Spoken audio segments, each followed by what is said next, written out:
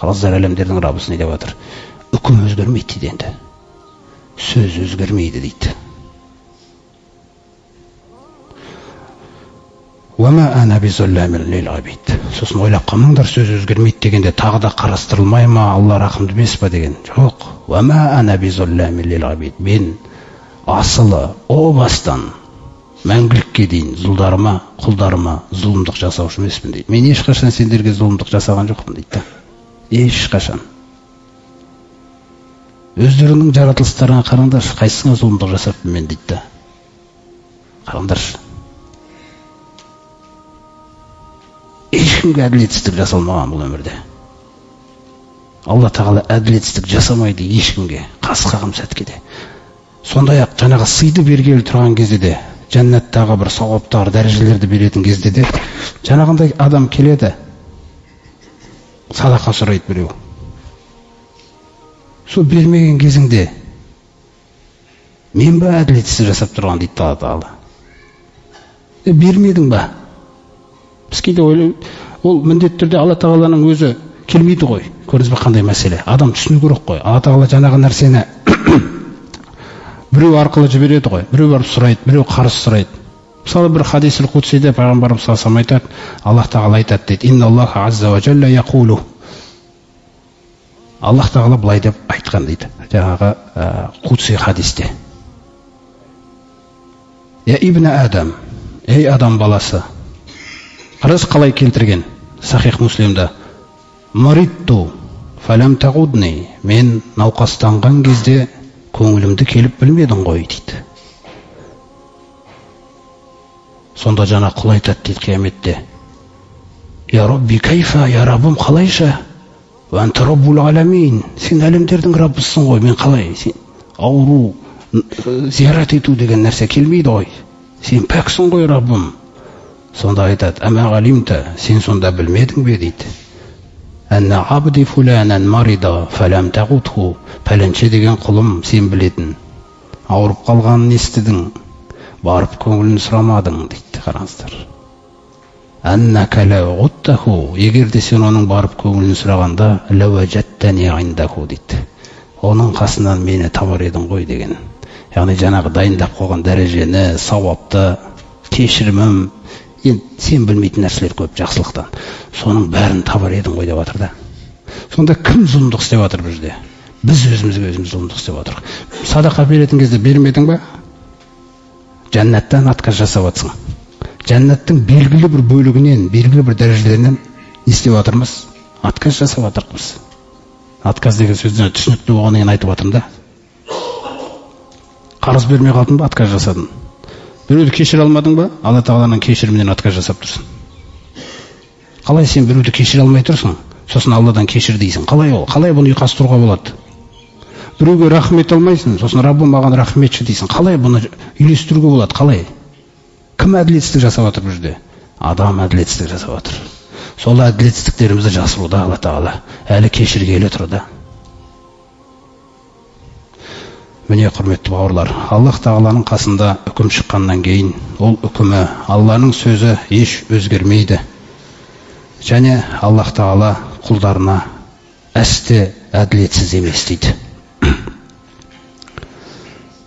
Сөйтіп ол күні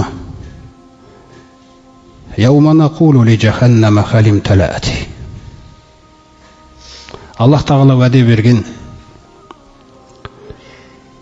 Вала ин ши'на дейді Алла тағала, егер де біз қаласақ, ла атайна кулла насин худаха. Біз әрбір адамға тура жолды бере салар едік, мәжбүрлеп. Бірақ біз таңдау еркі, ақыл бердік, елші жібердік, құран бердік, жаратып, жұлдыз қойдық. Көз жаралған көзі пайда берсін бұған, жаралған ақыл пайда берсін, көрсін деген мәселелер арқылы тура жолды қаладық. Тыңдайтын құлақ бердік, естейтін, көретін көз бердік деп отыр да, түсінетін жүрек бердік та.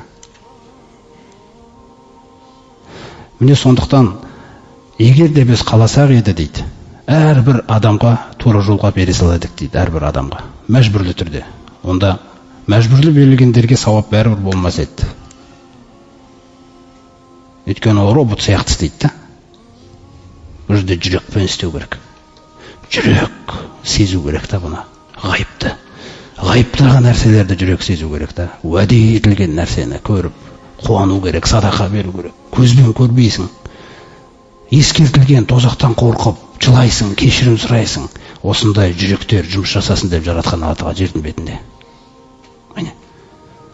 Сондықтан әрбір нәпсіге қаласақ тура жолды бере салар едік. Бірақ валакин хаққол қаулу минни дейді. Бірақ мендегі қағида, менен бір хақ сөз шығып қойды дейді Алла Тағала. Қандай? Ла амла анна жаханнама. Әлбетте жаханнамды толтырам деген. Минал джиннати ван наси ажмағин.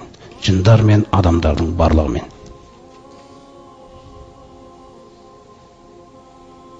Сонда қараңыздар. Содан Алла Тағала жаханнамға, жаханнамдықтардың барлығы лақтырылып салынғаннан кейін, сол күні біз айтамыз жаханнамға дейді. Халим талаати. Сен толдың ба деп. Қараңыздар, құрметті бауырлар. Осының бәрі көзімен көрілетін жағдай, осы нәрсеге біз ертең барамыз да. Сен толдың ба деп айтамыз дейді. Сонда жаханнамды қараңыздар. Қазір көп адам бейқамдықта жүрміз, құрметті бауырлар. Көп нәрседе сондай дұрыс қорқуды да білмейміз да, жаханнамды дұрыс сезіне де алмаймыз біз қазір. Ал жаханнамды қараңызшы не дейді? Аллаға сондай жақын, Алла Тағалаға жақындау оның ниеті да. Бойсыну Раббысына. Сонда Раббысына бойсынып, ватақулу халмин мазид. Тағы барма деп айтады екен. Тағы барма сені тыңдамағандар, Раббым. Қараңыздар. Бұл туысқан жаққа баратқан жоқпыз, құрметті бауырлар. Мына жаханнам деген ешкім танымайды ол. Аллаға бойсынбағандарды мүлде өзінің ішіне кіргізіп алады да, оңдырмайды. Яхруджу унухун минан нари дейді. Аллаға жақындайын деп бір мойыны шығады деген жаханнамның ішінен. От мойын шығады да, бұл сөйлейді дейді. Тәкаппарлар қайда деп өзіңіз ойлаңыз. Қайда Аллаға серік қосқандар, туысқанмен байланысын үзгендер, жұлып әкетеді дейді бірден. Ойлаңыз. Міне осындай жаханнамды жаратып қойған Алла Тағала. Ол ойыншық емес, ол хақ. Ол сөйлейді, оның даусы бар. Ішіндегі адамдардың даусы айқайлаған кезде дейді, бізге жердің бетіндегі инна анкарал асвати ла саутул хамир деген жаңағы Лұқман сүресінде де бар. Расында дауыстардың ең көтеріліп жиіркеніштісі дейді да. Дауыстардың ең жағымсызы есектің даусы деген. Бір риуаяттарда келтірген. Сол есектердің даусындай болады дейді. Тек сондай айқайларда ғана естіліп жатады дейді жаханнамның ішінде. Неге? Өйткені сенген жоқ. Мәселе сенген жоқ, сосын көреді соны. Алла Тағала айтады екен да, басқа бір аяттарында айтқандай, зуқу азабан нари. Осы тозақтың азабының дәмін татыңдар. Әлләзи кунтум бихи туказзибун. Өздерің өтірікке шығарған едіңдер ғой кезінде. Өтірікке шығарған тозақтың дәмін татыңдар деп. Міне осылайша мүминдердің жүрегі Алла Тағала бір тозақ, өлім сәті, тозақ туралы, жаханнам туралы айтып келіп, мүминдер хақты мойындап, Раббыларынан қорқатын болғандықтан, қорқуға тырысатын болғандықтан, Раббыларына деген рахымы зор болғандықтан, Аллах Тағала келесі аятында ва узлифатил жаннату лил муттақина гайра бағид дейді.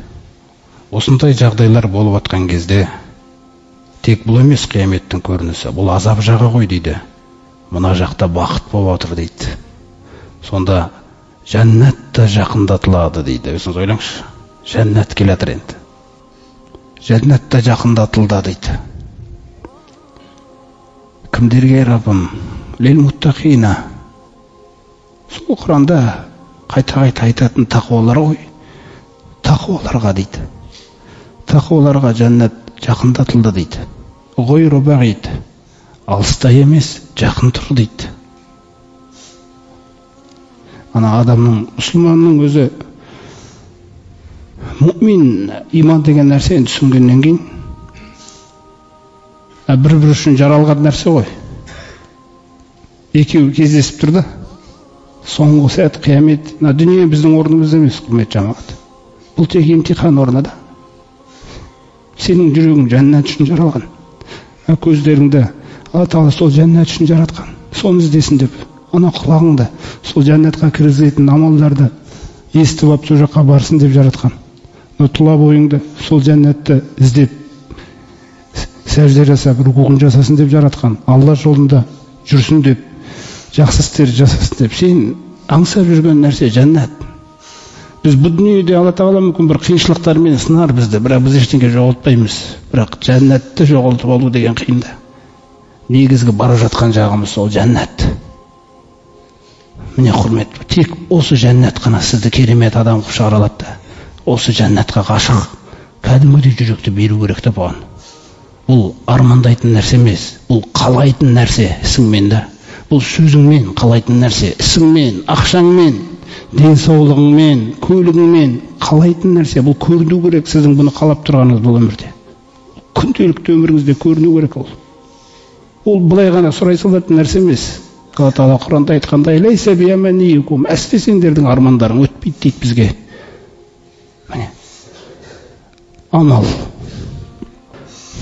Сөйтіп, өмір бақи Раббыларынан қорқа біліп өткен тақуалар, тақуалық үшін не істесе де тақуалық мақсатта істегендер. Ораза ұстаса да, парыз ұстаса да, нәпіл ұстаса да, парыз намазын оқса да, нәпіл намазын оқса да, осы тақуалығым піссінші, Раббым, тақуалығым, осы нәрсені маған берші, Раббым. Жүрегім қорқа білетін қасиет берші маған. Байқап сөйлейтіндей қылшы мені, байқап жүретіндей қылшы, байқап адамдармен жүргенде де біреуге зиян тиіп кетпесінші, Раббым менің. Сұраламын ғой ертең ол үшін мен. Түгел сенің құлдарың, ешкімнен артық емеспін мен.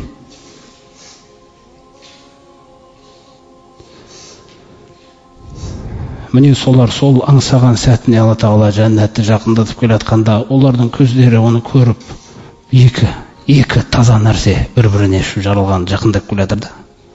Сонда Аллах Тағала айтады екен: «Хазама туадуна». Осы ғой сендерге уәде еткенім дейді. Осы ғой. Бір хадиси құдсида айтқандай: «Фихала айнун раат». Бұның ішінде дейді құлдарым, көздерін көрмеген дейді, бұның ішінде бар нәрсені әлі. Жоқ дейді ондай нәрсе. Біз дүниеде көзімізге көрінетін нәрсеге қызығып, өзімізді жоғалтып алырыз дейміз да. Көрінбеген нәрсе да ол. Оның ішінде адамның көзі көрмеген нәрселер дейді. Уәлә узунун самиғат. Адамның құлағы естіп көрмеген дейді ондай дыбыстарды, ондай дауыстарды. Мен оның бәрін ашып айтпаймын дейді Алла Тағала. Оны кірген кезде сюрприз қылған болып тұр дейді. Уәлә хатара аля қалби башарин. Ешбір адамның жүрегіне, ақылына келіп көрмеген дейді ондағы бар нәрсе. Зухран, қараңдар, бұны сюрприз қылып тұрмын дейді. Міне соған сеніп, соған қалаған адамдарға сондай қылып тұрмын дейді оны. Міне бұл уәде етілген. Раббым кімдерге уәде етілген? Қандай бір негізгі бір-екі сипатын айтып берсең бола ма бізге? Біз көп білім алып жатырмыз қазір. Неше түрлі білім бар бізде. Пайдалы ма, пайдасыз ба білмейміз. Бізге нақты мынау сипат керек деп көрсетіп берсең, Раббым десек, ликулли ауабин хафиз. Онда бірінші сипатыңды тыңдап ал дейді. Біріншіден сен ауаб болу керексің дейді. Ауаб деген сөз, құрмет бауырлар, бұл мына әрдайым бір қателік істеп қойған кезінде, сөз ғой. Қателік, ол қателік үлкен ба жағында, мысалы, кішкентай ма жағында, садақа ма, не ма, қандай нәрсе болсын, Раббысына қайта беретін болу керексің дейді, Раббыңа. Раббыңа қайта беру керексің дейді, қайта. Раббым деп жоғалтып алғандай жүру керексің дейді.